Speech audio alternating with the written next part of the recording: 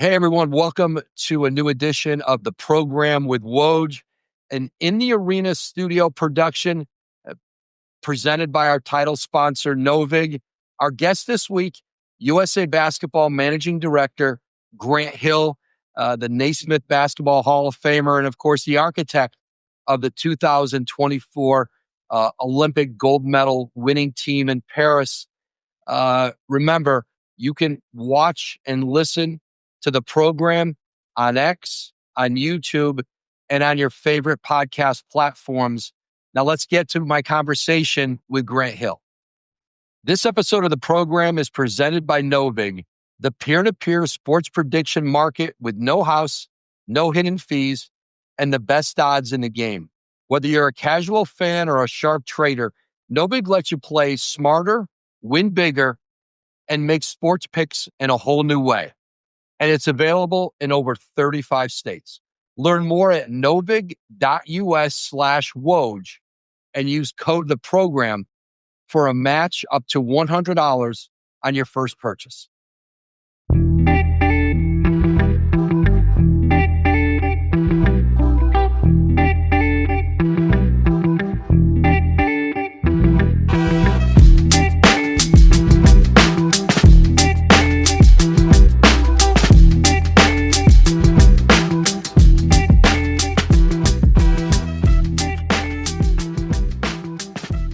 Welcome into Grant Hill, the managing director of USA Basketball. Grant, how are you?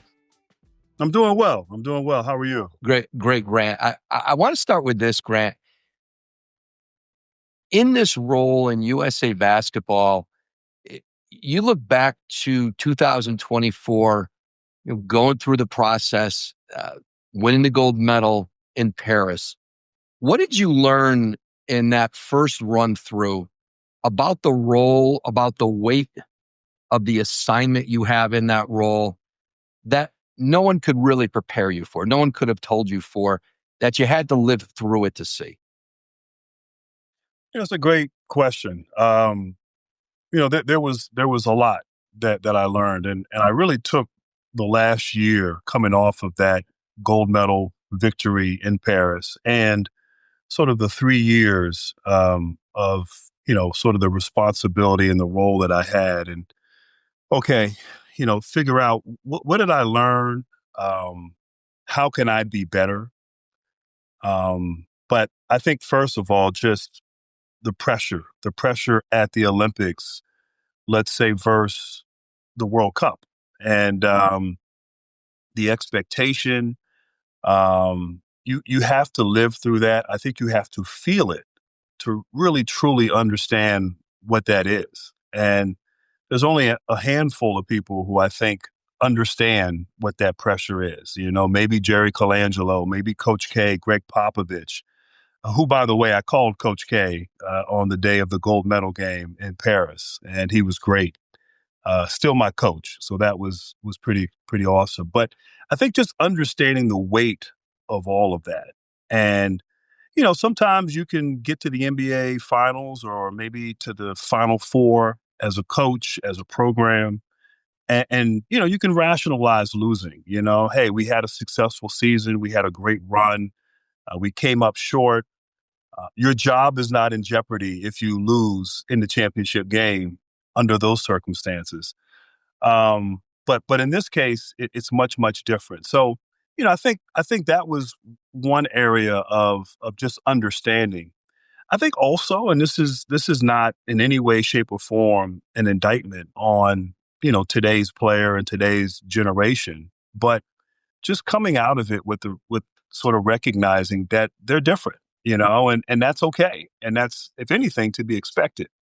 You and I are of the same vintage, and we grew up very different than maybe how our parents grew up. And so every generation is going to be different. And I think I might have gone into it sort of looking at players and relationships and those dynamics through the lens of maybe when I retired in 2013. And, in a short period of time, in a decade, the league has changed and the players have changed. And so understanding how to connect with them, how to resonate with them, how to um, not necessarily motivate or inspire, but just this unusual set of circumstances and how we can all sort of come together, blend, put aside egos, maybe different roles, and work together. And so I got a healthy understanding of just how this generation thinks. And I know that I'll be better in terms of in terms of communicating with them as we move forward.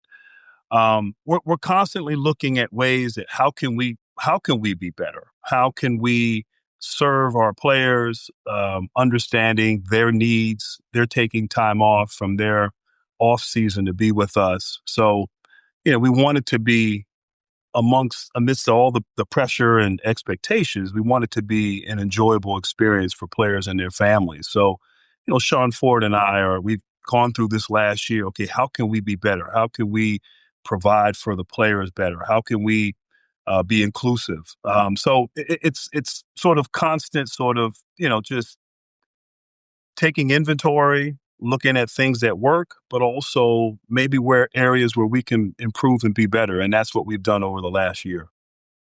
Grant, how about in roster building and how the experience of going through and seeing how different players react to different circumstances, roles, whether that's the player who you're leaning on the most, or it's the guy at 11 and 12 on your roster. In terms of how you're going to team build or how you look at team building with an Olympic team, that balance of, I'm not trying to put together an all-star team here. I'm trying to put together a gold medal winning team. How has that thought process evolved from 24 and then you go to 27 in the World Cup and then 28 in Los Angeles in the Olympics? Well, I think the World Cup and the Olympics are very different. I think the Paris Olympics in 24, certainly hopeful with the 28 Olympics in Los Angeles. Players wanted to play; they wanted to be a part of that, and we're real grateful and thankful for that. It's a little bit of a tougher sell with the World Cup, if I'm being honest. And so it's an opportunity, I think, to really the idea of really truly building a roster.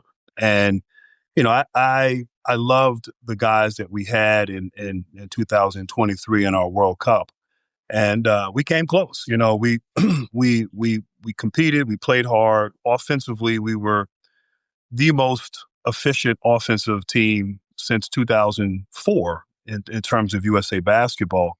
We were also the least efficient defensive team since 2004. So, I learned a lot.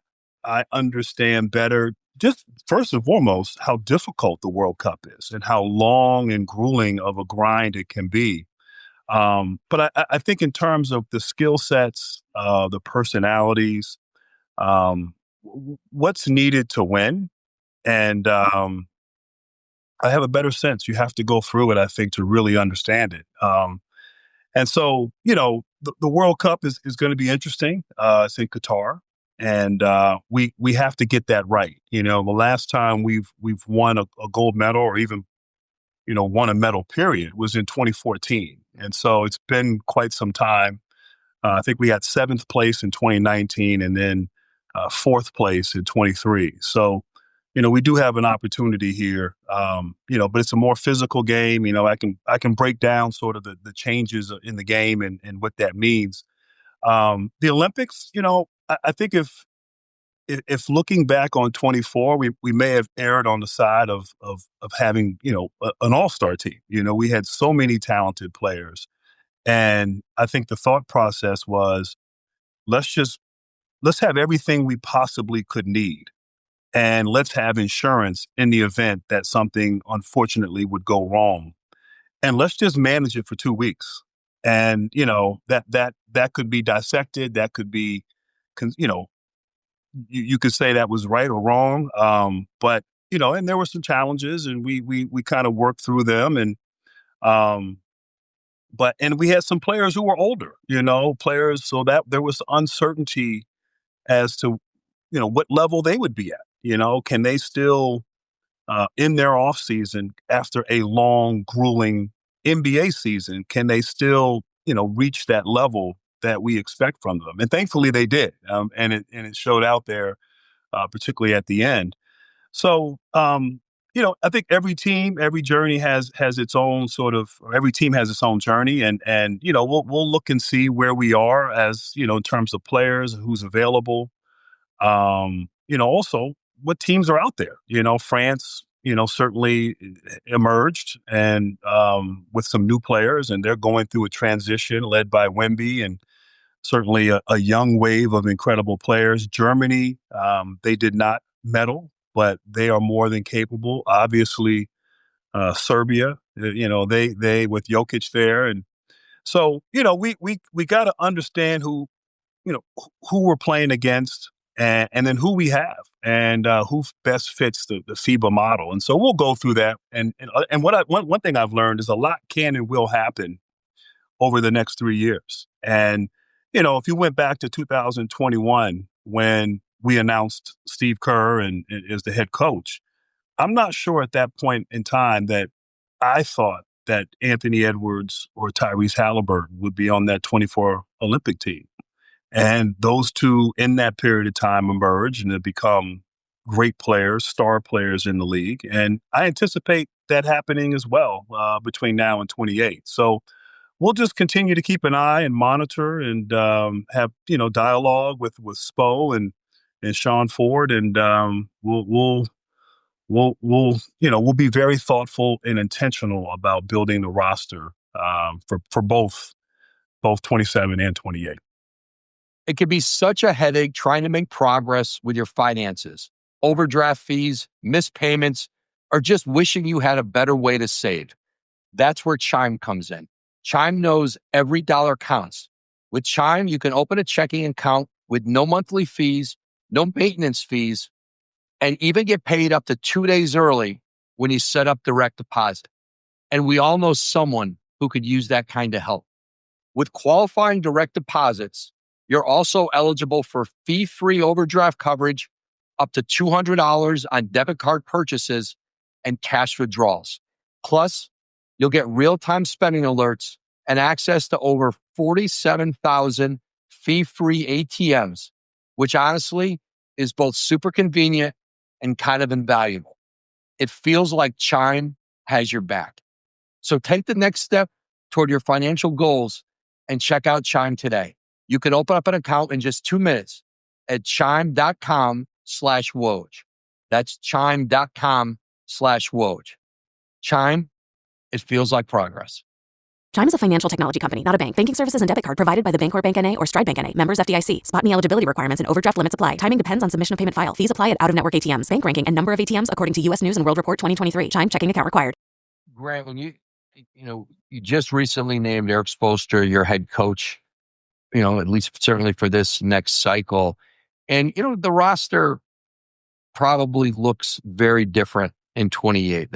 Certainly you've got this generation of, really accomplished NBA players and USA basketball players who probably will cycle out by then, but you've got a group that keeps playing deeper and deeper into their careers at a high level. But your team probably looks different at the very top of the roster.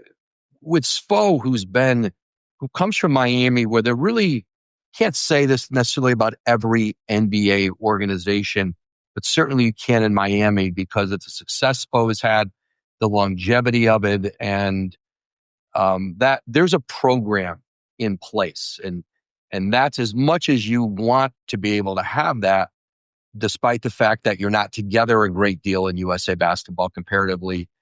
There's obviously going to be, a lot of turnover.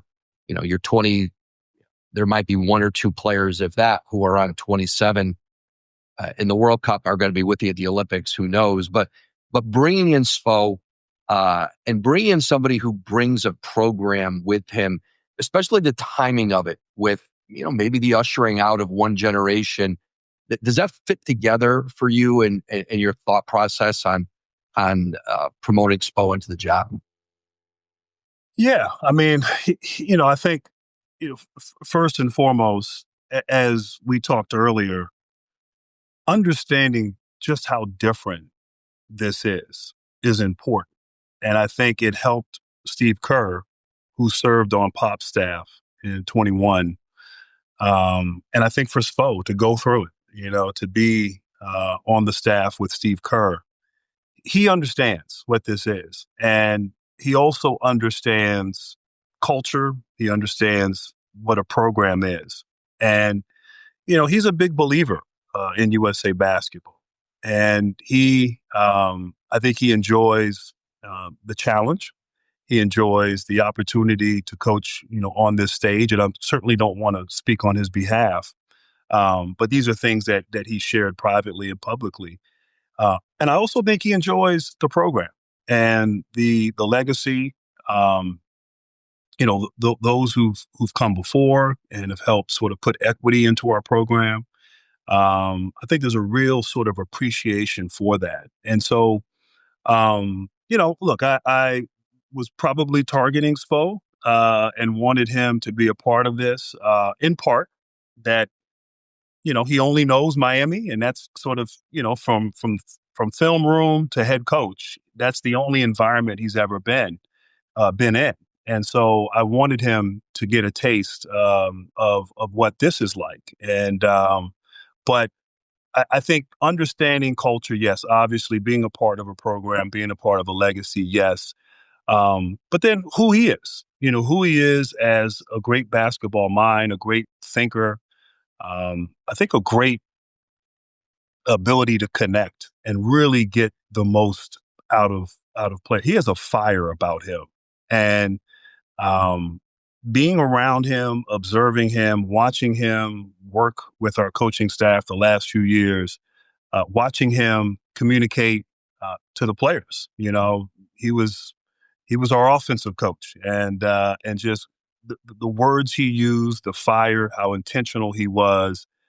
At times, he had me ready to run through a wall, and I can't run anymore. So, but just the right leader, the right person as we transition, as some of these legacy USA basketball players are transitioning out of the game. And, I'm not speaking for them, but LeBron and Steph have both said no to 28. And so they've been pretty consistent with that no. But we do have a really talented crop of young players. And I think Erik Spoelstra is someone that universally is respected. But his ability to, like I said, to coach, to resonate, to teach, to inspire, like all of that, he's the perfect person at this time. And we're excited about his commitment and what we have moving forward. Grant, I'm curious, and you've gone through it in one cycle, and like you said, you'll think about how you keep working at it as you go forward. But the balance between in your role as managing director and then the head coach, certainly you collaborate on trying to figure out what's the best team, what's the team that he thinks he can best coach, all of those factors. But, in our role here, and certainly on a far lower level, at St. Bonaventure and working with our head coach, Mark Schmidt, in this role to me is you want to be supportive to what his vision is, get him the players and the guys who fit how we're going to play, what we believe in. And then when there's challenges, whether it's playing time, whether it's role, whatever it is, and you've got to back your coach with whether it's the player, whether it's an agent, whether it's a family member. What's that like in this situation? You're not with these players every day, all year. It's the relationship. It's different with a national team. Guys are in and out in shorter windows of time. How do the leadership that you've got to show day to day as managing director, you're ultimately responsible, but you've got a coach who you're entrusting a great deal to. How do you balance what your role is in that whole process with your team? It's a great question. And I do think on one hand, there's some similarities to your role. We're sort of responsible for bringing in players, assembling the roster, and obviously no NIL in our case, thankfully. But it's tricky. I think if in your role, or let's say the role of a president of basketball operations, you have the luxury of time, of a season, and letting things play out in some cases, and getting to know players, getting to know your coach, working through navigating, I guess, the challenges of a long season. And in this environment with USA Basketball, everything is compressed, everything's condensed. I say that every day is like 3-4 weeks in the NBA, and so every day matters. And players are human beings, and so one thing that I didn't fully appreciate was just the noise. And what I mean by that is, the social media, the fans, the on one hand, that's passion and that's good. And that means that people care and they love basketball and they love to follow our team and want us to succeed. But, as we know, everyone has an opinion. And, players today, they can't turn that off. I'm not sure coaches and managing directors can turn that off. But so I think with all of that, it's really a delicate balancing act. You always want to support your coach. You want to also guide him and sort of share your thoughts and opinions, and but ultimately, you hire your coach to coach. You want to empower them. You want to give them every resource to be successful. And, at times be there for them. There's a lot of sort of moments where we're together and we're talking and, and encouraging and questioning and venting, emoting, all of that. So that's part of the responsibility. And then there's that with players, communicating with players, getting a sense for how guys are feeling, riding that roller coaster of emotions and doing it in a 2-3 week period. And so it's not always easy. It's not always perfect. I'm mindful. There's a metaphor that my dad sort of uses as to parenting. It's kind of a bad one, but there's 12 inches between a pat on the back and a pat on the butt. But as a parent, you got to do both, and the key is contact. And so I'm not condoning spanking, but I think being engaged in constant communication, talking to players, getting a sense of how they feel, what's going on, where their head is at. And that happens, I think you build that kind of trust in the good times. You build it leading in to the season. I had relationships with pretty much everyone, with the exception of maybe Derek White. I didn't know him as well, and he filled in at the last minute. But I took time to cultivate relationships with all these guys, even before the team was announced. And, I believe that pays off when you're in the moment and the fire comes and you can have these tough conversations. You can sometimes just listen. Sometimes it's just a matter of listening and letting guys vent. And then sometimes it's being blunt and being direct. And so I'm a big believer in relationships and taking the time to really develop those and then leveraging that, and that sounds bad using the word leverage, but in those moments, there's a trust that's been developed where you can be honest with each other. And that's important. We've been talking about what it takes to compete at the highest level. That's the same mindset Novik brings to making sports predictions, where fans compete head to head, not against the house. No vig, just pure competition. Learn more about Novig, America's #1 sports prediction market, at novig.us/Woj and use code the program for a match up to $100 on your first purchase. Last question, Grant. We're asking this at the end of all these conversations on the program. The future of USA Basketball FIBA years out from now, is the model going to look different? What do you imagine about how this may evolve from where it is right now? Well, that's interesting. I think it's important for us to, as stewards of the program, to obviously worry about the here and now, but then also what does it look like 10 years from now? And a lot is changing in the basketball ecosystem. You know, in your world, in college athletics, it's very, very different than what it was 10 years ago, let alone 5 years ago. And, you know, what is that? What kind of impact does that have, you know, moving forward? What kind of impact with the salaries in the NBA as they continue to rise? You know, you know, it's still an honor. It's still a distinction. It's something that, um, you know, all of the greats have been a part of, and we're so fortunate and grateful for that. And I think a lot of them would say they benefited from that. They learned, they grew, they evolved as players going through and playing with USA Basketball and the men's national team. And so we want that to continue. But there's certain things, I'll give you an example.